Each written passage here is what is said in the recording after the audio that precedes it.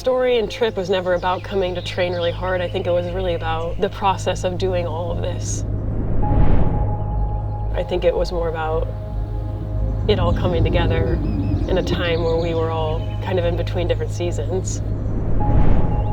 I mean, I only met Anna, Remi, and Dan this year, which is wild because I think of all three of them now as people that I've known for a while.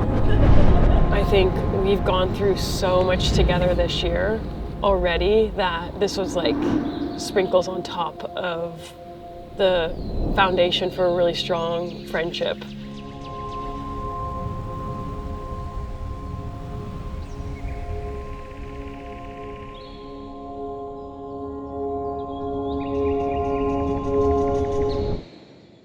This trip to Patagonia, in my mind, is kind of like in 4 different chapters.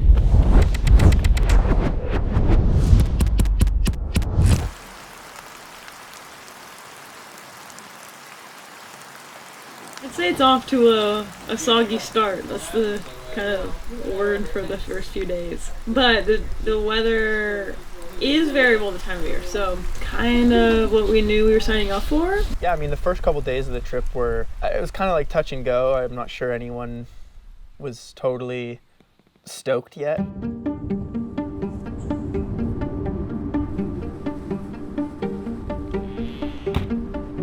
I feel like everyone got in. I was pretty sick. We're doing these weird runs. We don't know where we are. I don't know where we are, literally what we're doing, honestly. All our normal methods of figuring out where to go aren't quite working. I wouldn't even say we ever finalized plans. It was more just like a day-to-day. Or what is that? What are you looking at? I am not sure what we're going to do tomorrow. Courtney, what do you think? How many towns are we actually crossing? Where do you want to end up? Where were we camping tomorrow? What are we doing here? Are we going to bed now? Okay, well, should we go have some dinner then? Did everybody else go inside? And we'd even have conversations where we're like, okay, what are we feeling for these next 2 or 3 days? And then those plans would quickly be completely moot because something had changed and now we are back discussing what we want for the next day. It doesn't look like it's gonna clear out, at least in this area, until 2 days. And it just felt like things weren't really working out super well. And we were trying to camp, but it was pouring rain, so we were getting Airbnbs instead to try and dry out all of our clothes for the next day. And it's not always the case that you get to execute on any sort of plans. Maybe we should turn back. It's 7. All right. Good job, guys. Yay! And so the weather turned us around in a different direction and we kind of skirted back and forth for a few days. So we drive north. All right, to the way that we just came from.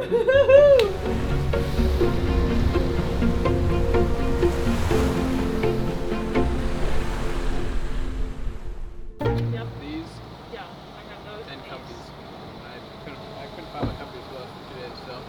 Did you bring these? I think hopefully the weather can hold and we get to go up halfway up the volcano. But if not, we'll just have to do it all tomorrow, which will also be very cool. which volcano are we headed towards? Courtney, help me out. What's the name of the volcano, Courtney? Puyehue. Puyehue. Puyehue. Puyehue. This is kind of making me excited to do this. As a Brooks athlete, you do have a team, and this is one of the strongest team environments I've ever been a part of, just because we all are doing exactly what we're passionate about in exactly the way that we want to. Okay, great. That's all I'm eating. For me, a highlight was just getting to develop stronger connections with these individuals in a way that isn't what I have seen at a race competition or in-season training. And so getting to like peel back the layers of Dan and Remi and Anna in a way that I'm like, oh, okay, there you are.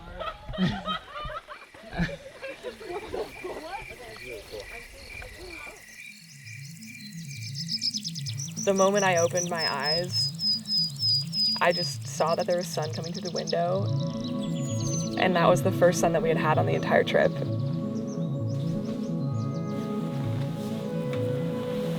I think that was when it felt like the trip really began, and it was like, whoa, like this is what we're here for. Like this is the adventure that I had been imagining and craving. We woke up that morning almost like kids waking up on Christmas morning and like looking outside, and it was just picturesque. Green, sunny, the birds were singing, flowers were out, and right in front of us was this massive volcano. And that volcano like really blew my mind. I mean, like the view from the summit was incredible, and like the high of just standing on top of that mountain looking into this giant crater that was like filled with snow, like it just felt like, wow, like we're just out here, and this is it. This is what we're here to do. Running to me is probably the coolest way to interface with the world. I think it's such a fun, engaging way to explore a new place. I feel like you get such a good sense of a place moving through it on foot.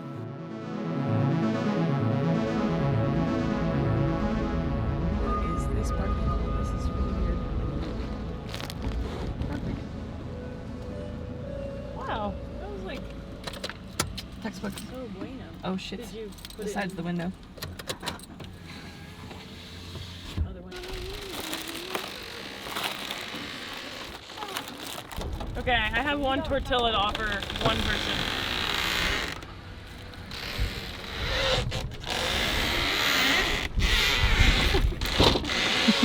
We did use the cooktop over here yesterday. We made coffee. It was great. Eat ramen. That one loop could take us, that one little lollipop could take us 3 hours. Yeah, that's what I'm saying.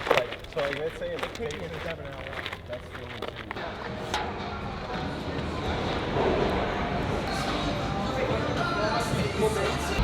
What'd you say?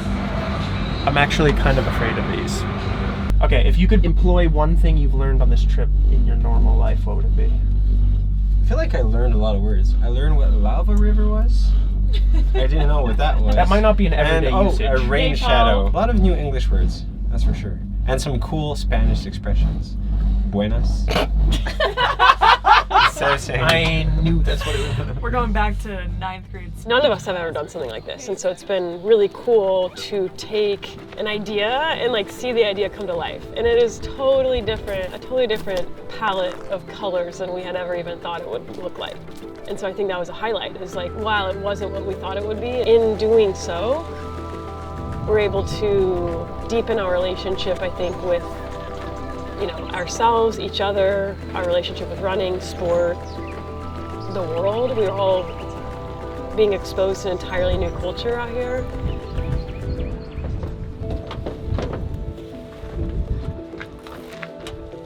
¿Sí? ¿Todos comen carne?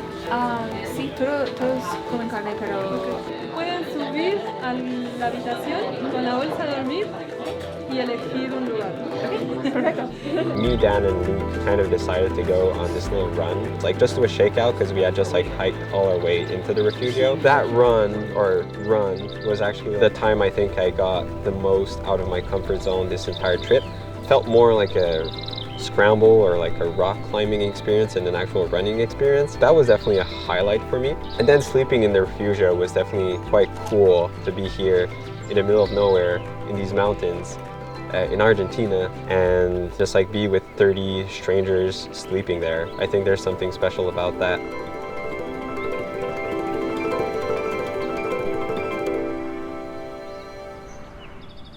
Sleeping at Refugio Frey was definitely a highlight of the trip for me. I love stuff like that. Being tucked in like a little hut with a bunch of people who are having like a peak life experience all at the same time. Thank you. Well, I mean, we basically are going to go back where we came yesterday. Yeah. And then I think once you go off the other side of the saddle, there's like another descent into the Refugio Jacob. So it's basically an out and back to Refugio Jacob. 2 passes out, 2 passes back. And we're not trying to get like set speed records. We're just team bonding today. Yes. Right? I don't know. Some of us are still like borderline. It's really refreshing to be on a trip somewhere else and not have to worry about training for a race that's coming up or to be in a certain level of fitness, because it's really cool to have the freedom of basically being open to do whatever every day. A lot of these like team get-togethers, everyone has to do their own little micro plan, and then you don't run together the whole time. So this has been really fun, just being no pressure, off season, everyone just gets to do the fun objective of the day. This has been a really cool experience to see each other in a non-race, non-training kind of environment where like we're just existing as people and as friends who enjoy doing the same thing. And that's, I think, what made it unique and exciting, was that at the end of the day, we're all cool runners and we love running.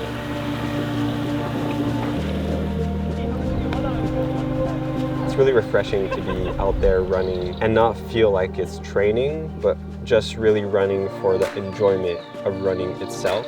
I think that's definitely something that can be lost when you're so focused on racing season.